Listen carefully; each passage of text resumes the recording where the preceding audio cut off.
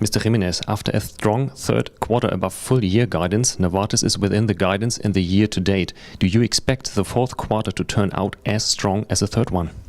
Well, we've said that for the full year, we expect Novartis to continue to deliver the earlier commitments that we made, which were sales that were in the low to mid-single digit growth rates and profit that was ahead of sales, mid to high single digit. And with the good third quarter results, we will continue to reinforce that guidance. Novartis has further progressed concentration on the future core businesses Pharma, Alcon and Generics. Are you satisfied with the results in the third quarter in view of these three businesses? I am. If you look at all three of those businesses, we showed sales growth.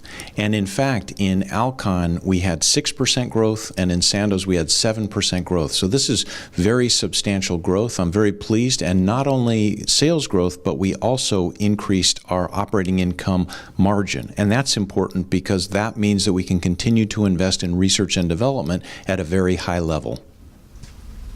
In the US, there's increased generic competition to one of your top sellers, the hypertension drug Diovan, since early October. Has Novartis been able to compensate for the sales losses with the new products and its own generic Diovan sold by Sandoz?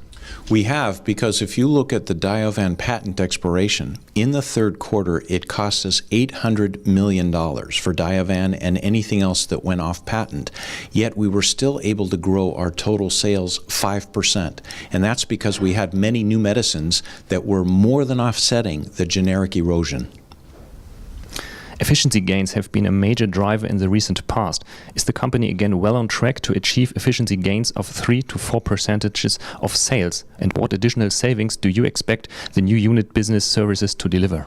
Yes, the productivity initiatives really paid off in the third quarter. So we delivered over $400 million in procurement savings, and that allowed us to improve our core operating income margin by 150 basis points to about 26%. So to me, that says that we're on track.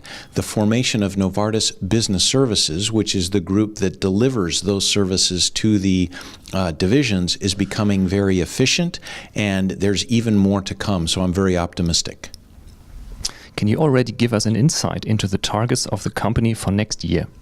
It's too early to talk about targets for 15 because we're right now in the planning process. So in fact, this week I'm meeting with a number of our divisions.